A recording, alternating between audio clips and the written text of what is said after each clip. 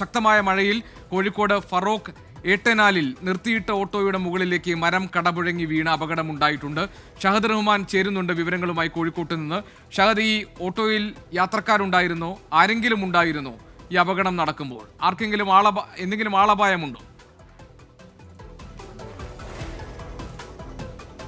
ഗോപി, നിലവിൽ ആ വാഹനം, അതായത് ഓട്ടോ അവിടെ നിർത്തിയിട്ടിരിക്കുകയായിരുന്നു. ആ ഓട്ടോയുടെ മുകളിലേക്കാണ് ഇത്തരത്തിൽ മരം കടപുഴകി വീണത്. രാവിലെയാണ് ഈ സംഭവം നടക്കുന്നത് എന്നുള്ളതാണ്. ഭാഗ്യം കൊണ്ട് ആർക്കും കാര്യമായിട്ടുള്ള പ്രശ്നങ്ങളൊന്നും ഇല്ല എന്നുള്ളതാണ് നമുക്ക് ലഭ്യമായിട്ടുള്ള വിവരം.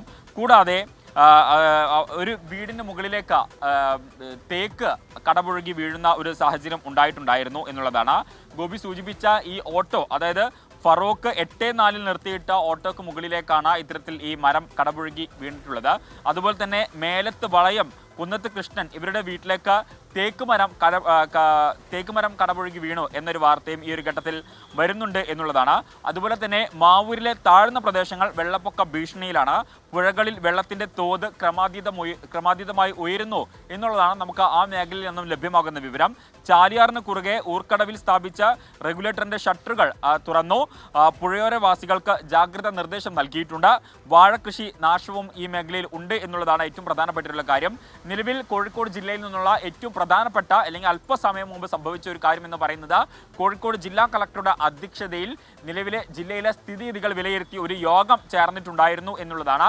ഈ യോഗത്തിൽ പ്രധാനപ്പെട്ട തീരുമാനങ്ങൾ കൈക്കൊണ്ടിട്ടുണ്ട്. അതായത് ജില്ലയിലെ മണ്ണിടിച്ചിൽ സാധ്യതാ പ്രദേശങ്ങളിൽ നിരീക്ഷണം ശക്തമാക്കാനുള്ള നിർദ്ദേശം ജില്ലാ കളക്ടർ നൽകിയിട്ടുണ്ട്.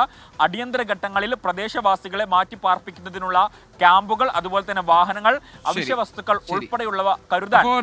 നേരത്തെ ഈ അപകടം ഉണ്ടായത്, അതായത് ഓട്ടോയുടെ മുകളിലേക്ക് മരം കടപുഴങ്ങി വീണത് ഫറോക്കിലെ 8-4 അവിടെ നിർത്തിയിട്ടിരുന്ന ഓട്ടോയുടെ മുകളിലേക്കാണ് മരം കടപുഴകി വീണത്. ഭാഗ്യത്തിന് ഓട്ടോയിൽ ആരും ഉണ്ടായിരുന്നില്ല. അതുകൊണ്ട് വലിയ അപകടം ഒഴിവായി എന്ന് നമുക്ക് പറയാം.